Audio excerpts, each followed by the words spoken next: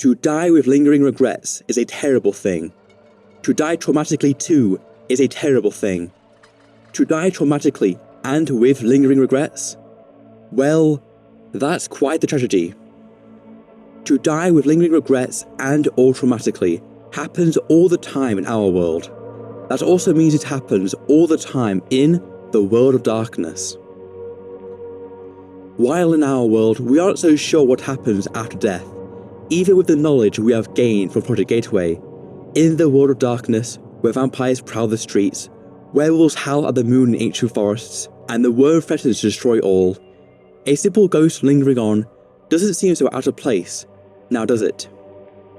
The spirits who linger thanks to the regrets and traumas are known as Wraiths, forlorn spirits haunted by their life, even in death. This haunting isn't just a mental anguish, but a very real threat all Wraiths face in the afterlife. It takes the form of a shadow, both physically and metaphorically casting itself over the Wraith's soul. Your shadow is your price for lingering on, and all it wants is for you to give in to your worst tendencies and be dragged into oblivion forever. But a Wraith isn't alone in death, for they have an entire new underworld to explore, a reflection of the physical world, of ages past and present. The realm of death can be perceived as a morbid kingdom akin to Lord of the Dark Souls, mixed with the virtual insanity of the warp from 40k. One could say the spirit world is a dark fantasy reflection of the real world, mixed with the eldritch horrors and wraiths lost and forgotten to time, all while the land itself morphs and changes depending on the perceptions of man's beliefs and certainties, including the wraiths. My advice for you, as a living person, would be to settle your regrets and die peacefully in your sleep, with no objects nearby to bind you to the Skinlands, because what is dead may die again and again and again, and each time will be just as painful and terrifying as the last. The only release is either you reaching your final destination, or allowing your psyche to be dragged into oblivion by your shadow for endless torment.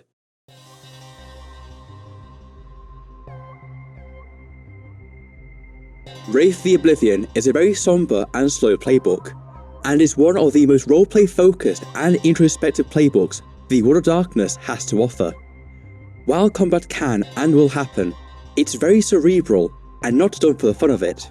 But because your Wraith is panicking and sadness overwhelms and confuses them, at least that's one way to play it.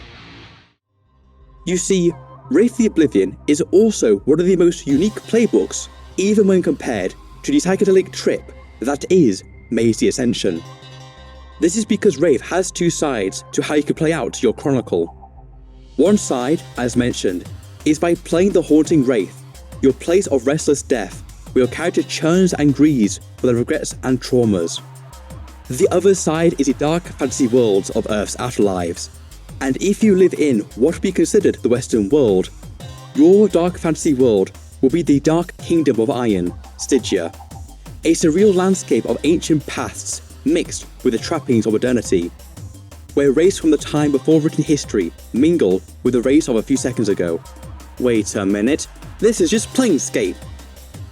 If you want an experience that allows you to play a fantasy role-playing game with a storyteller system, while still allowing the players and storyteller to come back to your modern Skinland world from time to time, then boy, do I have the game for you.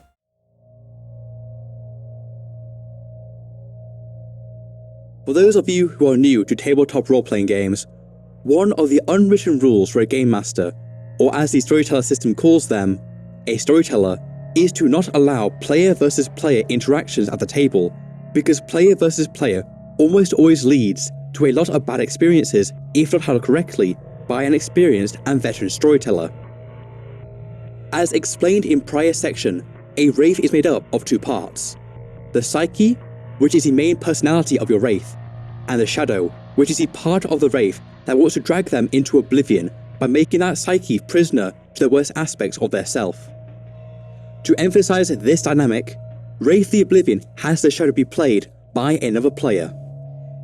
In mechanical terms, this means that another player is chosen to play your Shadow, and this Shadow player must hold the whip to your character, and must see your Wraith's fall to oblivion. even for experienced players. This is a lot to ask for, because it innately builds mistrust between the players on the tabletop, even if they're not playing as a shadow, but playing as their own wraiths. This single mechanic, and how it is handled, is why I cannot recommend Wraith the Oblivion to new players. Asking for constant player versus player interactions won't just put off new players from Wraith the Oblivion, but from tabletop roleplay in general. Another problem with Wraith the Oblivion is the setting. By that, I mean the setting is amazing for a different playbook or game line. Wraith the Oblivion is about overcoming lingering regrets, moving on, and building something better in place of those regrets. This means you're more often than not going to stay in the place that you are either most connected to in life or where you died. Despite the afterlife of the World of Darkness being so passionately fleshed out, most player characters don't have a reason to explore it.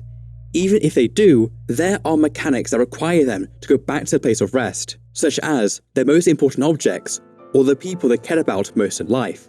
It is where your fetishes reside, which is where you can recuperate your corpus and gain pathos, and so you aren't going to be doing much travelling without some assurance that your fetishes will come with you.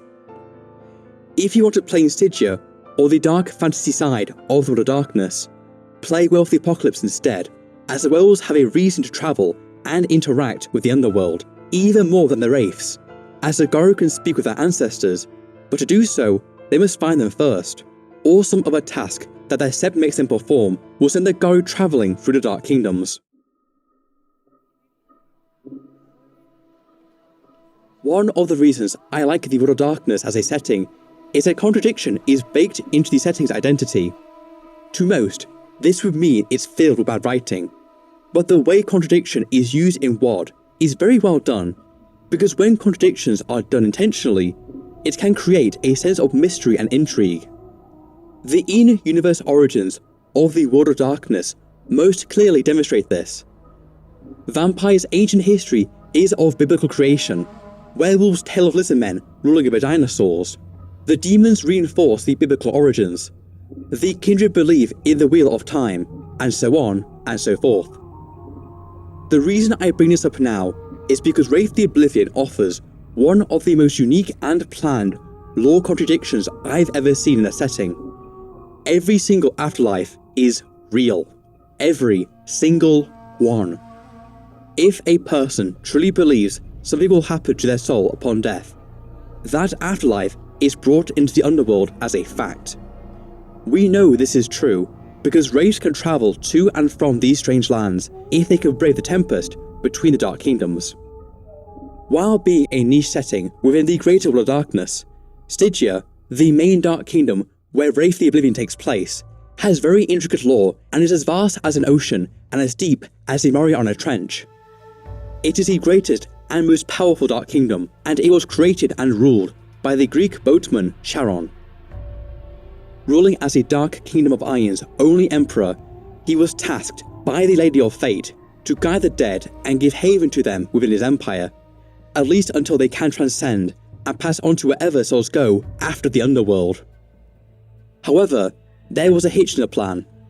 Charon discovered Oblivion, an all-consuming entropathic void that dragged all wraiths down into it and warped them into horrendous abominations, the kind of which man can only ever have nightmares from for the rest of his life or unlife.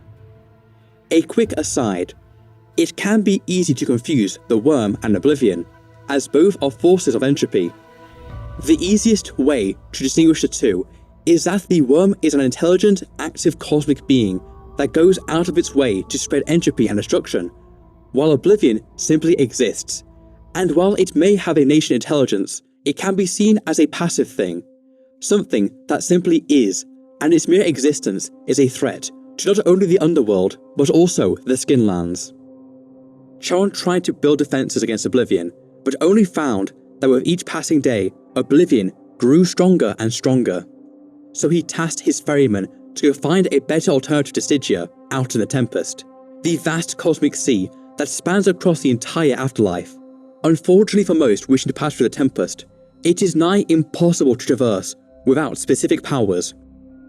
But none of that mattered to Charon or his ferryman, because out there, all that was found were worse or no different alternatives to his empire.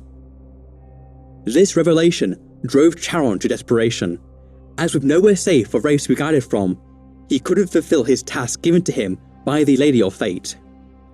He now knew that he couldn't shelter from Oblivion, so Charon decided to look inwards. He fortified Stygia and then expanded it across the known Western world. But to stop dissidents to his law, Charon outlawed the very idea of transcendence, both to defend Stygia and bolster his armies, forsaking the Lady of Fate's task in its entirety. This happened until 1945, when Charon was forced by his ferryman to separate his psyche from his shadow, meaning he could no longer be shadow-eaten. But then Charon's shadow re-emerged as Godzilla, who was so powerful it threatened all of Stygia. Charon was forced to fight Godzilla to defend the land he ruled over with an iron fist. The battle was so ferocious that no one knows when it truly ended, or even if it has ended, because both Godzilla and Charon simply vanished one day. Yes, it is implied that Godzilla, legally distinct Godzilla, but it's like Kaiju in the underworld, was created because of the dropping of the bombs. The fallout from these two behemoths was as catastrophic as it was eerie, because nobody knows where Charon or the Godzilla-like monster are in the final nights. But Charon had been ruling over Stygia for so long, his presence could still be felt, and so he still rules his dark kingdom of iron, even in absence. The best part about all of this? Stygia is only a slice of the underworld, like I said before. One of the other underworlds is an empire ruled by the first Chinese emperor of the Qin dynasty, who, before Charon's disappearance, was the only opposing power to Stygia in the underworld. It's been a while now, but remember how in Hunter the Reckoning, I mentioned that Doomslayers were a real thing? Well, they're in Stygia and are an organization of wraiths. The Doomslayers are tasked with the exploration of the place, simply known as the Labyrinth, and to do battle with the things that crawl out of its depths. The Labyrinth is considered one of the most wicked and evil places in the entire World of Darkness setting, even when something like the Abyss exists. A Doomslayer's job is to go into this hell and to rip and tear whatever evil they find inside, because if they don't, either they'll be shadow-eaten or they'll cease to exist, because when you become a Doomslayer, doing your job is quite literally the only thing standing between you and being pulled into oblivion. Wraith the Oblivion has a 20th edition playbook, and like always, it is the only edition actually worth playing. If you couldn't guess from the previous section, I can't recommend enough for you to look up the lore for Stygia, especially if you ever want to go into the underworld in a chronicle you're running, namely Werewolf the Apocalypse. The reason that the lore is so detailed is that it was created as a passion project by the writers of the World of Darkness. By that same token, however, it's pretty much guaranteed there's not going to be any new, or more likely, good lore written anytime soon for Stygia or any other underworld. Nicheness will always be Wraith the Oblivion's biggest weakness, meaning the time and money invested in creating such an amazing underworld were never going to get the returns they deserved. As you can guess, there aren't too many players for Wraith the Oblivion.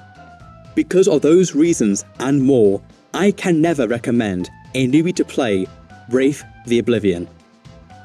But again, please read the lore. Better yet, if you have an experienced World of Darkness group who all know and trust each other, then give Wraith the Oblivion a go. But I'm not done yet. There is one way to play Wraith the Oblivion without all the downsides of being dead, while allowing you to have more interactions with the rest of WoD. Play a Risen. Being a Risen means playing as an almost zombie, but you have control of your body, can move your fetters around, perform your passions better, and be basically a vampire, but with Wraith abilities.